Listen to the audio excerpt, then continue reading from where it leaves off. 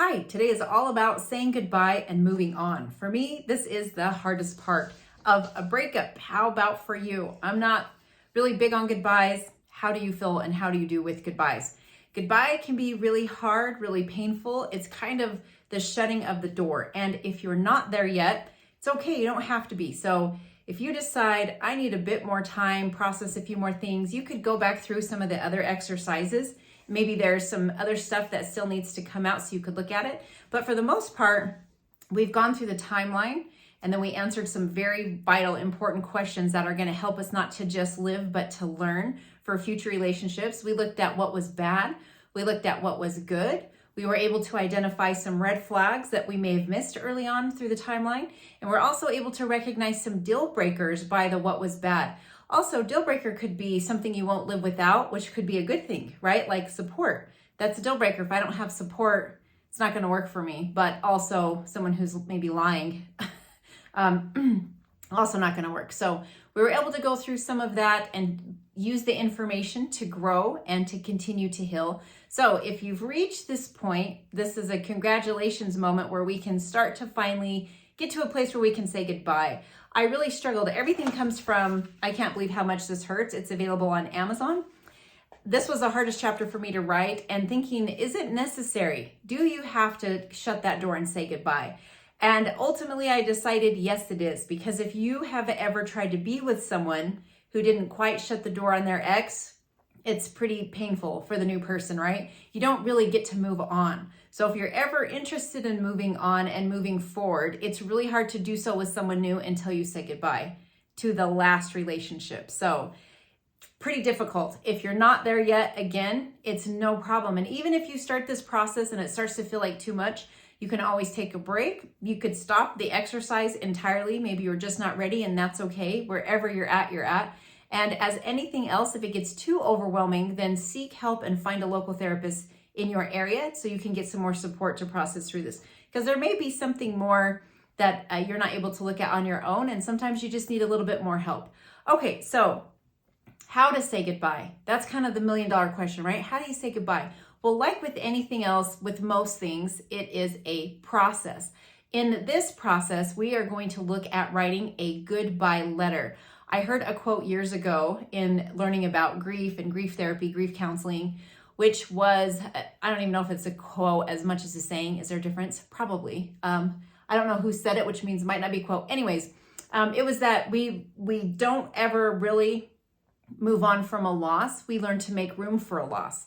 So I was writing, I was thinking, oh, well, that makes me want to be pretty careful on who I let fully into my heart. It doesn't mean people can't come in my life, but someone who gets really in, knowing that they're going to eventually, if it does end, if I let someone in before there's commitment, especially, I have a greater chance of not having that person around.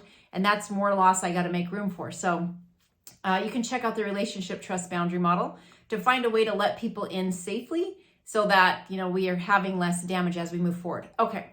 So in looking at this, and knowing, we can still love someone and say goodbye. We can still appreciate everything that person did for us and say goodbye. Those two things can coexist. Sometimes we feel like if we shut the door, we're just saying like it never happened. None of this exists, but it's not true. We're learning to make room for it in our lives and to grow from it and to appreciate the good parts and to say we never want the bad parts again, right? So we can learn from it.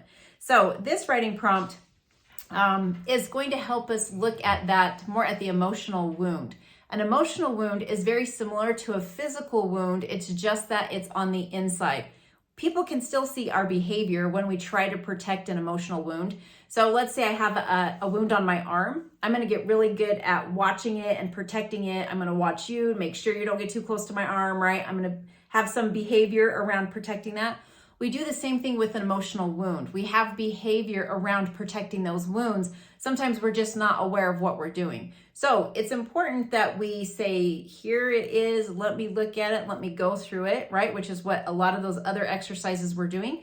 And now we're gonna address the other person and say goodbye. And then the second portion is being able to move on so we can move forward.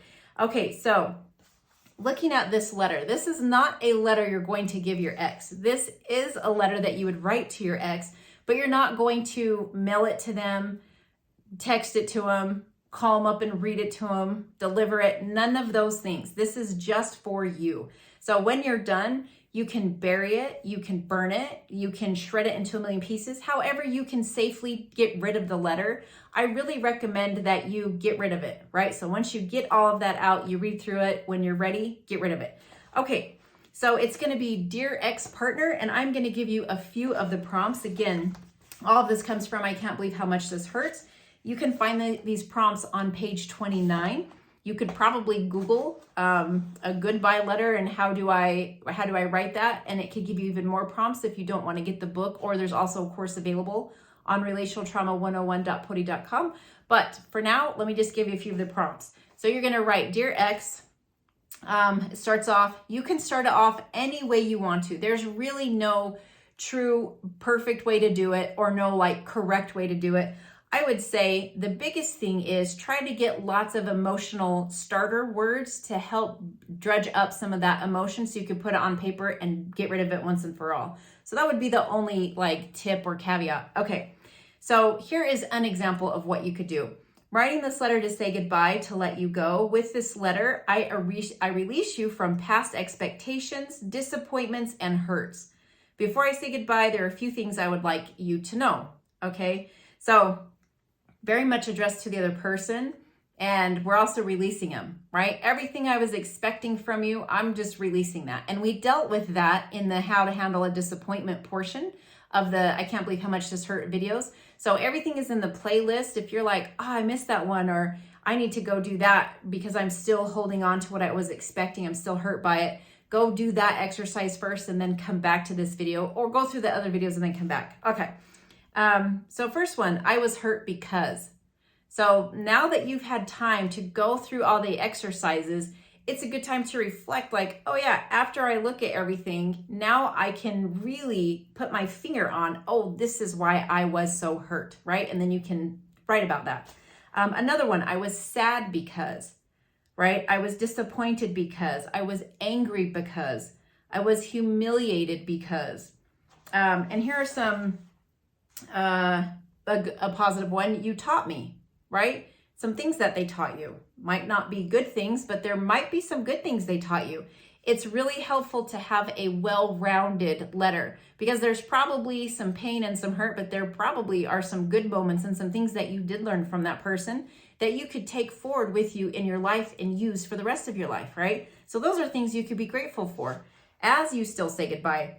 I was humiliated because I hoped, right? What were some of the things you're hoping? And that can go back to that disappointment. Another thing, I will not miss. What are you not going to miss? And also, I will miss. What will you miss? See how this is getting sad? Thank you for showing me whatever it is. I forgive you for. Please forgive me for, right? Because there's usually two sides of the street. It's not usually one-sided. And sometimes it takes us a really long time to be able to see our part. But hopefully, once you've gone through the exercises, you've done some healing work, especially if it was a hard or bad relationship, then once you go through the exercise, now you can finally, you've dealt with all of that, now you can turn it to you. Because before your brain's like, watch that, watch that, watch that. But now it's like, okay, I've watched that, I've made sense of it, now let me look inside. And what do you want to be forgiven for? So those are a few of the writing prompts. And then you do take care and you get rid of the letter. Again, however you need to get rid of it. So that is for the letting go part and saying goodbye. So if you're not ready to do that, you're not going to be able to do this next part, and that's okay. It will come for you, right? Especially if you keep at these exercises, keep doing the work, keep getting support for yourself. Once you get to this point, then we're going to look at the moving on and moving forward. And this can be a bit scary, but also super fun. So now it's your time to find out, who are you? What are you interested in? What do you like? So this is where you get to be safely experimental. So join a club. Maybe you like books, join a book club. Maybe you like to be in the mountains. If you have mountains in your area, join a hiking group. You could find a local class in your area, especially if you have a local university. There are classes that are like pottery or painting or photography, lots of different things, writing classes that you can take. at not too much of a price. You know, you might have to save up your money or find a way to get money if that's a barrier. But there are plenty of free things you can also do as well. Take up walking. Maybe you want to start working out.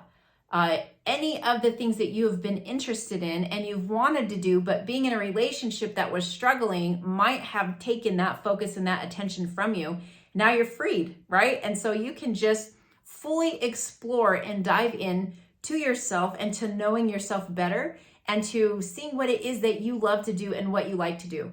So when you move on, you're trying to figure out who you are.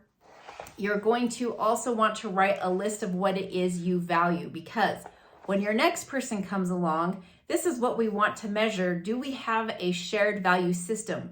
We know from research the greatest predictor of longevity in a relationship, which just means how far a relationship is going to go.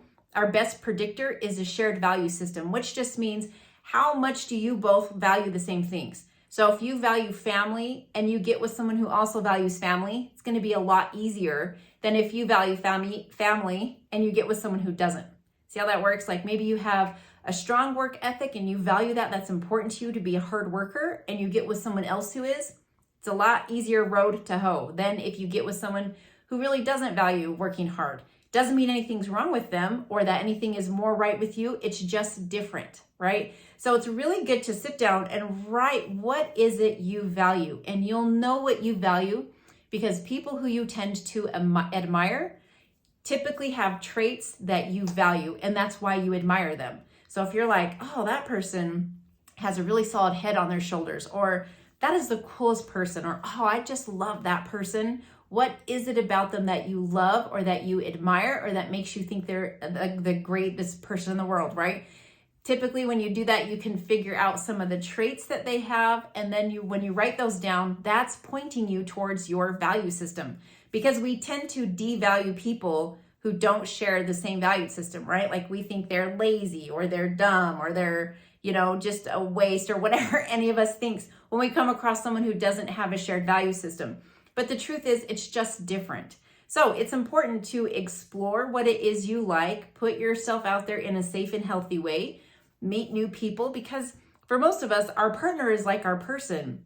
They are your movie person, your try new restaurants person, the farmer's market, any new thing you want to try to do. That your ex tends to have been your best friend or the person that you did most things with. For a lot of people, that's the case.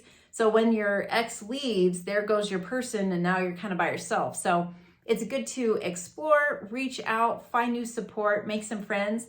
If you have a job and you're around people who seem safe, you've been around them for a period of time, maybe invite them to hang out and go get coffee, right? Maybe have a friend who you learn also likes movies and offer like, hey, do you want to go see a movie? Not necessarily as a date. We're just talking, making friendships, right? Reconnecting with the world as we're coming out of our breakup cave, because that tends to happen. So I hope you found this series super helpful. I wish you all the best in helping you to let go and allowing yourself to be able to move forward so you can fully move forward when you find someone new. I know that this is a very painful, tough process, but I'm hoping that by the time you've gone through the exercises that are in the book or in the course, you are well prepared to be able to do that in a healthy, happy, loving way, and to be able to kind of take your ex off the hook and unhook yourself from your ex so that you're free to just move forward. So thank you for trusting me with your hurt. I know this is a painful process and it can be really overwhelming, but hopefully you find you are able to break it down, to look at it, make sense of it, and finally to be able to move forward. So I am wishing you all the best with your healing journey. Take good care, and I'm going to see you in the next one.